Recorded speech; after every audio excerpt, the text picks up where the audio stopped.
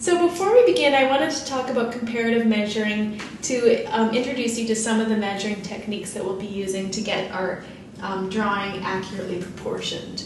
So get out two long, thin-handled brushes, and we'll be using both of the brushes to do the measuring. You can also use a knitting needle, which works really well too. So the first one I want everyone to do along with me is, on your source photo, align the bottom of the brush with the tear duct and slide your thumbnail up to the bottom of the chin. Now hold that and move the whole thing up so that now your thumbnail is aligned with the tear duct, and you can look at the top of the brush and see where it's aligning to. Since my head is tilted slightly down in the photo, the bottom of the brush is just in from the top of my head. We're basically checking to see how centered the eyes are on the head, and a lot of the time they'll be fairly centered on the head. The next measurement that I want everyone to take and do this along with me is align the bottom of the brush with the top of the head and slide your thumbnail up to the bottom of the chin to get the vertical height of the head. And now turn the whole thing horizontal, and you'll be comparing the height of the head compared to the width. And as you can see, the width of my head is just slightly under what the height of my head is.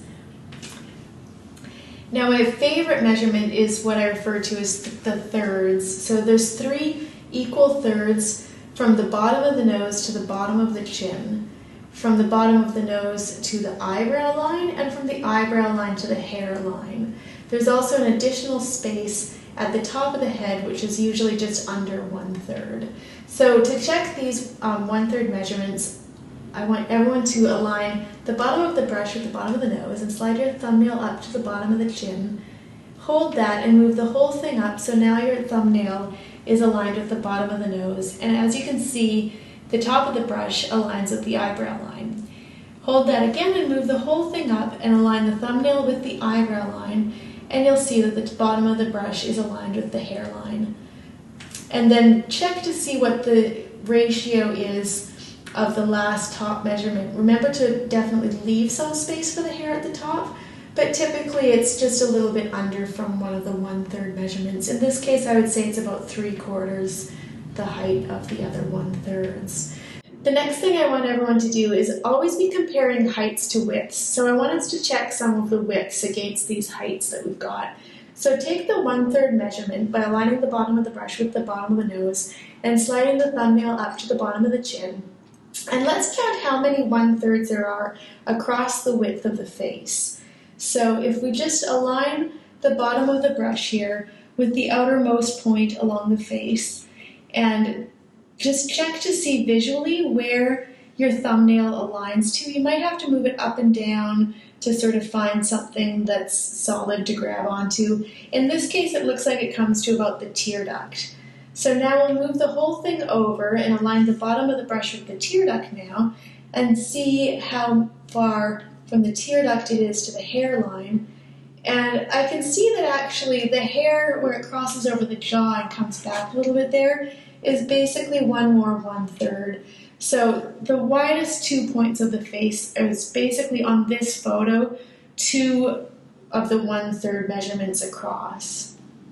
We can check this final distance across the hair, and it looks like the hair itself is just under 1/3 in width. So it really helps to always be comparing verticals to horizontals. If you get all the verticals perfectly proportioned and the horizontals are off, the whole thing will look completely out of proportion. And then the next measurement that we're going to be using is called vertical plumb lines. So if you take your brush and hold it vertically, you can see where things are aligning vertically. So if you align and look down one side of your brush, if you align that side of the brush with the pupil and look down the side of it, you'll see that the corner of the mouth is vertically aligned with the pupil. And that actually works from all different angles. So the other one that we can do is horizontal plumb lines. So if you take your brush and just align it horizontally on the painting, you can check the horizontal placement of different features. So you can, as you hold it up, you can see that one shoulder is clearly above the other shoulder. You can also follow the edge of the brush along to see the geometric size of the distance between this shoulder and the underside of the chin. You can also check and see the horizontal alignment of, say, the two corners of the mouth. And as we hold this up against it, we can see more clearly that there is a certain tilt to the head, and this corner of the mouth is a little higher than the other corner because of the tilt of the head. So the vertical and horizontal plumb lines are really going to help us as we go. And the last one, which I really love, is angle measuring. So if you look at your portrait and find a nice strong angle that you want to measure, in this case I'm going to be using the shadow line at the jaw, and take one brush and align it to be perfectly mirroring the angle that you want to measure. And then you'll take the other brush, and I'll show this in the demo, but when we've got the basic painting established and we know where that line is going to go, we'll just take this other brush and put it where the line will go and just make it parallel with the angle of this other brush, so that now the two angles are basically mirroring the shape of that angle on the face. And I would take this brush, and if there's paint on it, just trace the line. So with these forms of measuring, we'll really be able to establish an accurate underpaint. This video, click the thumbs up and follow me to see the next part in this series.